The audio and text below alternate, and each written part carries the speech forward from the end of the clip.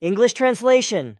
63rd contact, Wednesday, 22nd September, 1976, 16 Celsius 11 Tiers. You made me wait unusually long before you showed up again. It took 112 months. It is your fault, because you have overextended yourself too much with your powers.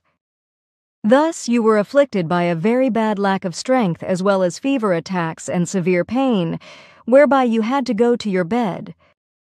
That is why I did not come earlier. I explained to you several times that we would take control if you did not finally follow certain rules and no longer spare yourself. Okay, then you just wiped one out for me. I am taking note of that. It has been for your benefit, and it will continue to be so.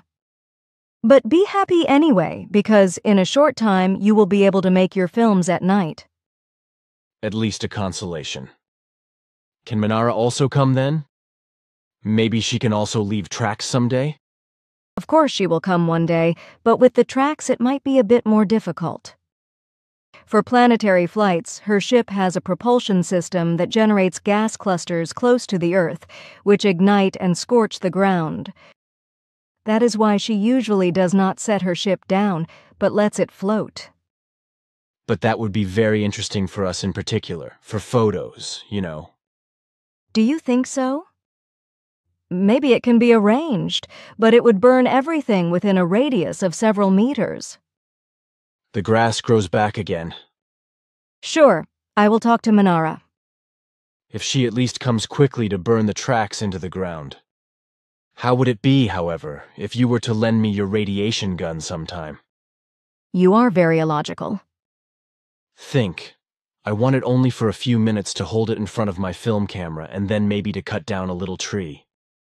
I will think about it. Maybe it can be arranged in that manner. That would be great. You know, it would be huge fun if you could see in the movie that I had one of those things in my hands, pointing at a small tree, and without seeing anything, the tree just falls over. For unknowing ones, it should certainly be exciting. I will really think about it. It might actually be a lot of fun. Well, thank you. But now a question. I recently met a seemingly nice person, a Carlo Dish from Ticino. He dedicates himself very strictly to our interests, and seems to achieve a lot in it. What do you think he should do for us? He is currently unemployed, and is now pondering whether he should go to Austria to apply for a job in Kuwait, or whether he should only work for us. He also prepared a report for me according to which he is said to have had contact with a certain Eloa of Cassiopeia in 1960, as he also writes here in this report. At that time, he was supposed to have been ordered to wait 15 years, after which he would be called on to spread the truth for a certain task, an organizational one, namely if the truth was spread from a certain side. Now he has contacted me with the statement that he must fulfill his task with us, because through us the signal given at that time was given to him. What do you think of this, and what should he do? Very few Cassiopeia planets carry human life forms, and I know very few friends there. An Eloa, however, is unknown to me on those worlds, but rather a similar name, namely Elhoa. But perhaps it is a misunderstanding of Carlo Dish in that he misheard the name. His experience is unknown to me, but I could clarify that. I do not think that is necessary, but you will not let it be taken from you. And while we are at it, I just went through several newspaper reports today about a UFO in Persia. It is supposed to... I know the reports, but we were not able to clear things up. Our telemeter discs indeed registered the entry of an object unknown to us into terrestrial space, but it had simply disappeared without a trace and could not be found by any means when we tried to do so. Too bad, but what should we do now regarding Carlo Dish? First and foremost, I will have to examine him as well as his report. But it seems to me, according to your words, that the man could be of good value to you if his story is true, according to which he could act for you. However, it must be that he could be remunerated in some way, which incidentally would also stand for you, first and foremost. You are talking nonsense again, my child. And yet it will have to come to this, because your children are growing up and need many things more than before. You really should now give these concerns the necessary respect. I know that, but I cannot make any profit out of my task. Nobody demands that of you, and you yourself should not worry about these financial problems. Others will be very happy to do this for you, but you have to let them help you. By the way, I find the development in your family extremely remarkable. Everything can be started in a much better way and in a faster sequence than our earlier probability calculations had shown. If you knew what You do not tell me any news. Pay your wife my heartfelt wishes and thanks. Thank you. It is my pleasure. But now also think of my invitation from before on your part. Leave that alone now. I really already have enough trouble with what is otherwise already being helped, if I am able to fulfill my task. You will not be able to avoid it in the future because think, every work is worth its wage. This is a good proverb that you possess. Do you really want to turn me into a materialist? That is damn bullocks. Nobody mentions such things. Then let us finally let this thing go. Listen now. I am supposed to give you all the warmest and dearest greetings. Everyone waited longingly for you, and their eyes looked for you. Wish them all my dearest and most joyful greetings. But you mention too much when you speak of everyone, for our friend Margaret Rufer has another opinion. She defends herself with all means against any rationality and allows herself to be influenced negatively from different sides. Her path leads into the unreal, and her path separates from yours. She is very stubborn and acts against her better knowledge. Despite that, you give your help, for she needs it.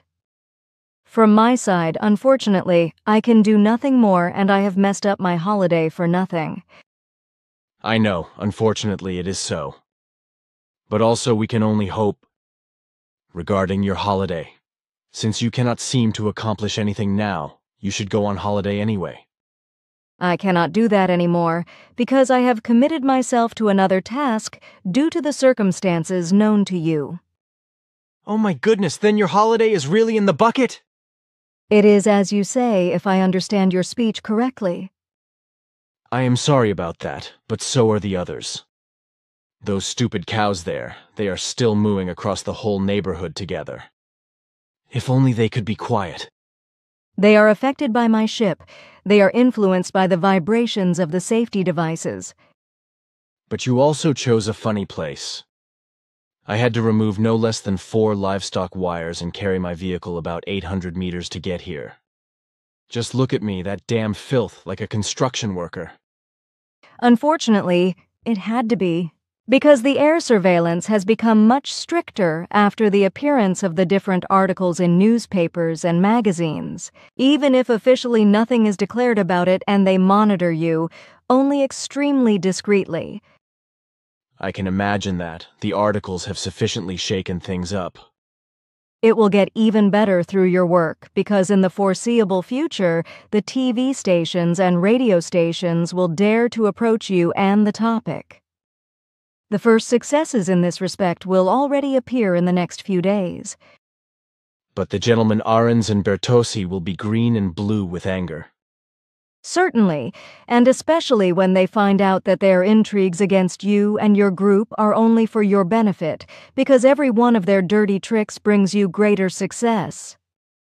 We have already noticed that, and we accept it.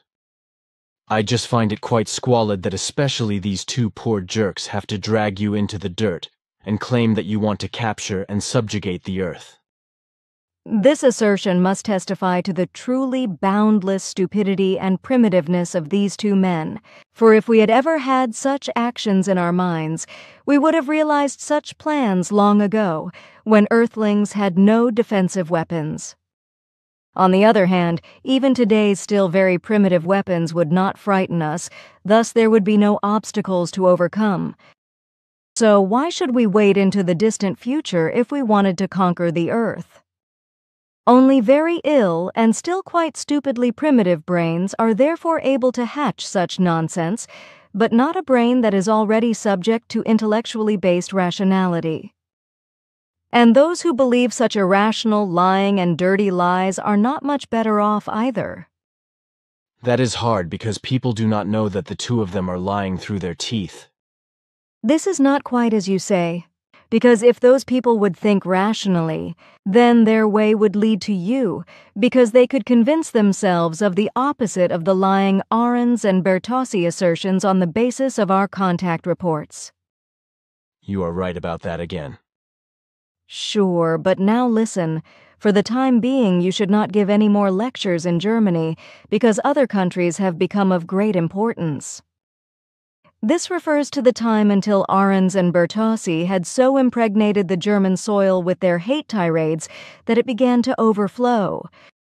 Only then shall you reappear there, because then these two lying good-for-nothings have completely played out and disgraced themselves to the point of near impossibility and should actually apologize to you, which they certainly will not do out of selfishness. Only in good circles of friends should you still speak in Germany and present your material, for example, in the growing circle of your very, very dear friends in Munich, where you have already found 2 brothers and sisters according to your senses. Pay them my dear and joyful thanks for this, as well as your dear friends who are always around you. You suddenly speak like a religious chap. Dear sisters and brothers, dear congregation. I speak only in your sense and according to your feelings, for in yourself you consider them brothers and sisters. Do not be excited, but you have let your thoughts run free and they have floated towards me. You are excused, but you are still a hellion. Always at the worst moment you snap at my thoughts. Which I can always be very happy about. But now we have to separate. The animals here become too restless. I am sure they will ram your ship into the ground. They will not do that. Okay, can you maybe make me a map of Switzerland where you record where earthquakes can be expected in the country? Do you have any knowledge about that at all? Sure, but there is not enough time. Make a map yourself so that you can draw in the relevant places yourself on my next visit. Good idea. But now to Carlo Dish again. Can you recommend that he should work for us? I am not allowed to do that. A corresponding decision lies entirely with him, because I and the others are not allowed to make a decision in such matters in any form. Furthermore, I have to check the story first. Every human being on the earth, on the other hand, must always do this himself or herself for the fulfillment of their duty, out of their own determination, and therefore independently of us.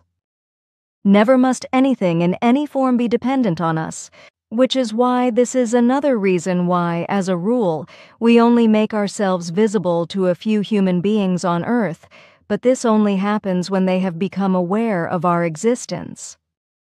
As little as you are ever allowed to act as a teacher, as little may we show ourselves, because only in this manner is it, and will it be, guaranteed that the Earth humans will become independent, start to think and act in their own form, in the right form, and acquire the true knowledge and freedom within and without. But if we were to show ourselves, and if you were to act as a teacher, the human beings of the earth would once again fall into belief and remain stuck in their evolution. In that manner, nothing would be achieved, and the earth human would not become free and independent. So the only way is that he or she is only given the basic rules of the laws and recommendations with their explanations, which he or she must, however, compile in their own thought work towards the truth and towards the knowledge.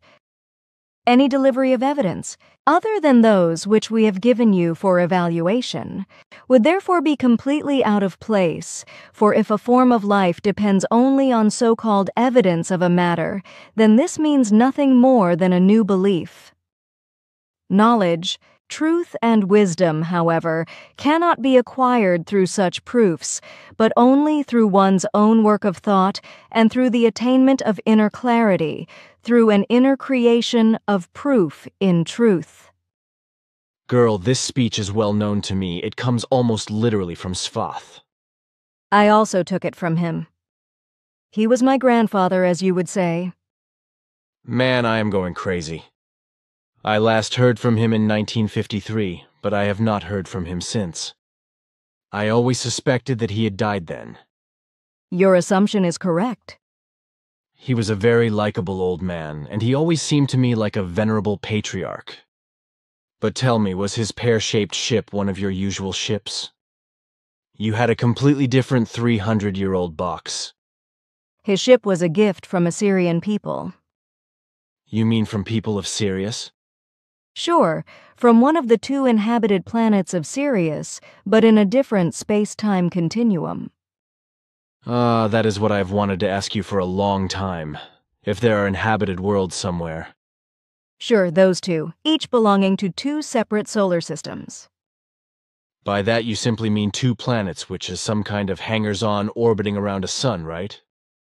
Certainly, but now we really have to say goodbye.